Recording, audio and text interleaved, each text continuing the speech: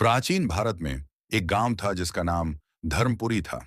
इस गांव के बीचों बीच एक रहस्यमय पत्थर रखा हुआ था। कहा जाता था कि इस पत्थर में अद्भुत शक्तियां थीं, पर कोई भी उसे छूने की हिम्मत नहीं करता था। लोग मानते थे कि यह पत्थर केवल उन्हीं की इच्छाएं पूरी करता था जो निस्वार्थ होते थे और जिन्हें गणेश जी की कृपा प्राप्त होती थी। एक दिन गांव में एक युवक आया जिसका नाम अर्जुन था।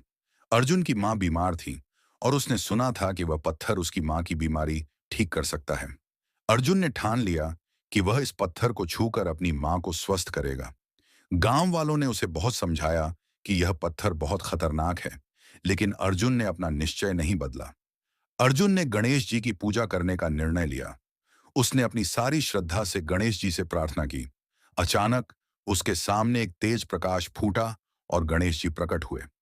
गणेश जी ने अर्जुन से कहा, यदि तुम्हारी इच्छा सच्ची और निस्वार्थ है तो तुम इस पत्थर की शक्ति का उपयोग कर सकते हो, पर इसके लिए तुम्हें 3 परीक्षाओं से गुजरना होगा।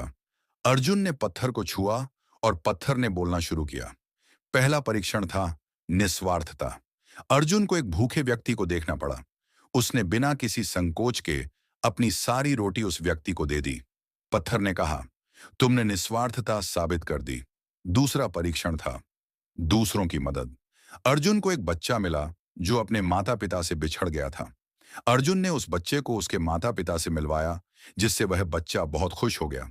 पत्थर ने कहा, तुमने यह परीक्षण भी पास कर लिया।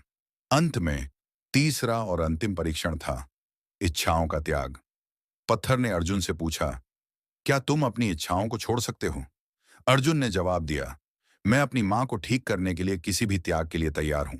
जैसे ही अर्जुन ने अपनी इच्छाओं को त्यागने की बात कही, पत्थर चमक उठा। एक दिव्य प्रकाश आसमान में फैल गया और अर्जुन की मां तुरंत स्वस्थ हो गई। गांव के लोग यह देखकर दंग रह गए।